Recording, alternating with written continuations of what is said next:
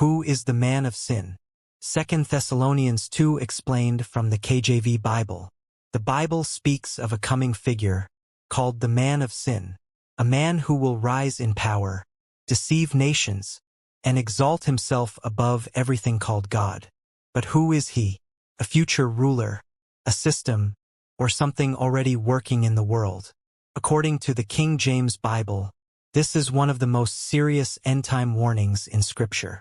Stay with me because this prophecy is unfolding more than most people realize. Section 1. The prophecy of the man of sin.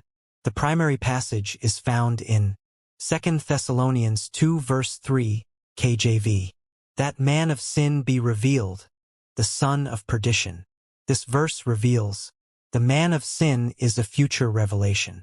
He is already part of God's prophetic plan. He is associated with destruction. Section 2. The son of perdition. The same title is used for Judas Iscariot. In John 17 verse 12 KJV, none of them is lost, but the son of perdition. This shows a spirit of betrayal, rebellion against God, connection to ultimate deception. What if the man of sin is not just a future person, but the final expression of a rebellion that has been building since the beginning of time? Section 3. What does man of sin mean? The phrase means a man characterized by sin, one who embodies rebellion, a human instrument of evil influence.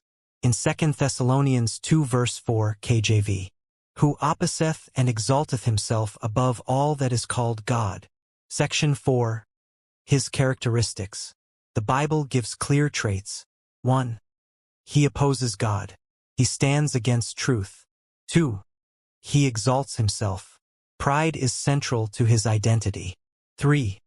He deceives the world. In 2 Thessalonians 2 verse 9 KJV, with all power and signs and lying wonders, false miracles, deception of masses. Section 5. The mystery of iniquity, before the man of sin is revealed. In 2 Thessalonians 2 verse 7 KJV, the mystery of iniquity doth already work.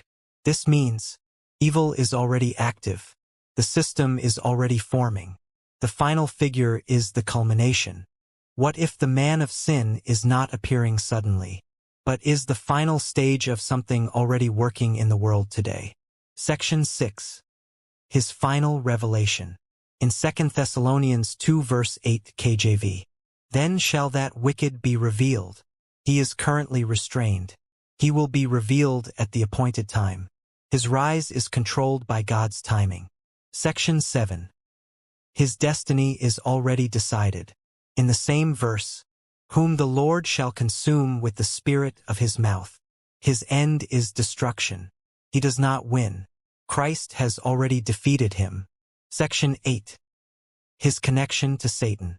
In 2 Thessalonians 2 verse 9 KJV, after the working of Satan, his power is not self-generated. It is empowered by deception.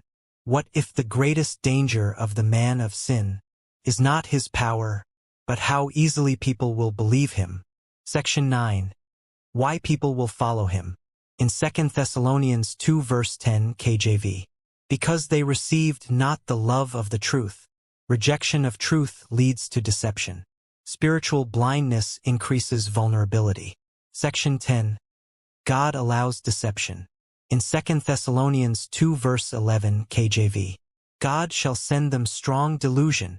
This means, judgment can include deception. People are given over to what they choose. Section 11. Final truth of Part 1. The man of sin is a future revealed figure, connected to rebellion, empowered by deception, destined for destruction, controlled within God's timeline. So the real question is not just, who is the man of sin? The real question is, are people already being prepared to follow him without realizing it?